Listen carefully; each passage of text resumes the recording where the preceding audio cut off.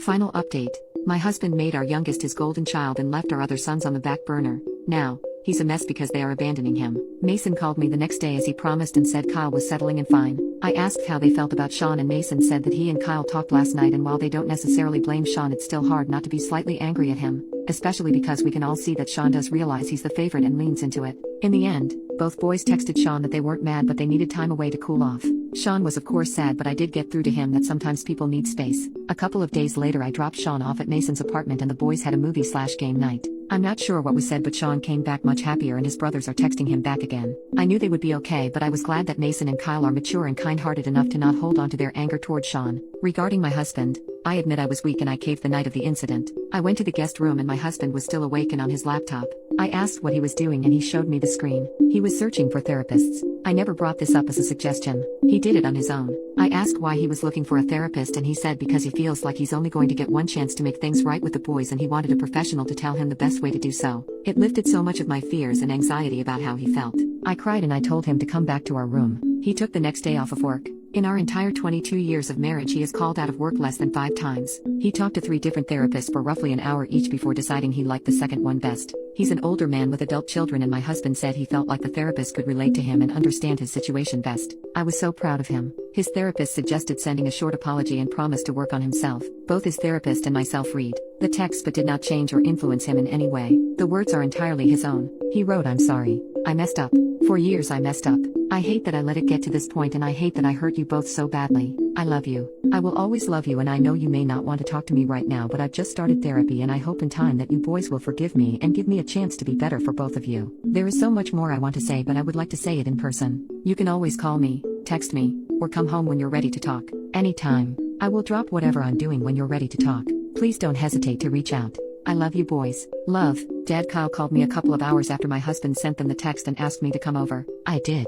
Mason and Kyle were there and they asked me if their dad really wrote the message. I assured them that he did and reiterated that neither I nor his new therapist wrote a single word of his apology. It was all him. They admitted it felt good to know that he did care but they needed time. This was also when we talked about Sean. A week went by with no response to my husband's text. Then another. He was heartbroken. He broke down in our bedroom one night and just cried saying he'd ruined his relationship with his sons and they were never going to forgive him. I reassured him that wasn't the case but it was hard for him to accept. I told him he needed to keep talking to his therapist and focus on himself. His relationship with Sean changed as well. Even though he was the only son we had in our home he started to spend less time with him. And Sean was completely fine with this. His therapist helped him realize that he was the one always initiating hangout time with Sean. He'd go to his room and ask Sean if he wanted to do something. Or he'd tell Sean to go with him when he went to pick up dinner or go run errands. 5 days ago Kyle finally texted my husband asking if they could talk. My husband said absolutely and asked where Kyle wanted him to go. Kyle said he and Mason wanted to come to the house. My husband, true to his word, called his boss and said he needed the rest of the day off for a family emergency.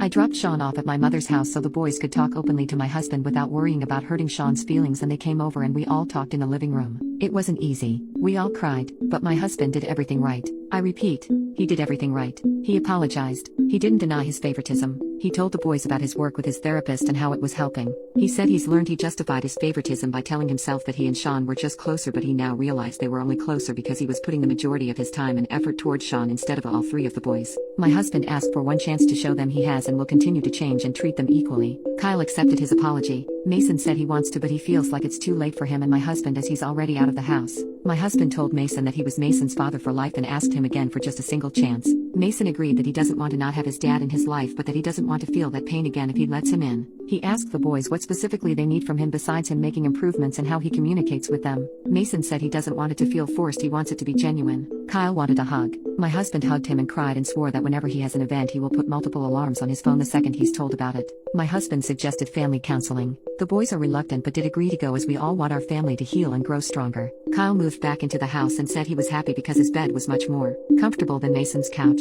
We decided Saturdays would be a family day that we all spent together. My husband has said he will reach out to the boys to see if they are free to get lunch. Not much else we can do until COVID is gone. He started playing video games with the boys just as something to do to spend time with them. He gets on the mic and talks to Mason, which he said feels good to talk to him even though they're mostly just talking about stuff going on in the video game. He plans on buying Kyle the PS5 he wanted from the school event but his therapist suggested he wait until their relationship has healed so he knows it's a genuine gift and not an apology gift. I agree with this, and that's where we're at. My husband and I have been recommended by a few family counselors from his therapist and are in the process of talking to them. He's really taking point on this. He's going to continue seeing his own therapist as he said it's helped in more than just this incident. I admit that I still have some fears that this new attitude won't last, but this is so much more effort than he has ever put in when I mentioned his favoritism before. I'm really hopeful that this is only the beginning. The boys are already much happier, and seeing all the men in my life talking and laughing together just melts my heart. This is what I wanted all these years, and I'm hopeful that with family counseling and my husband continuing his own therapy, this can be a lifelong change.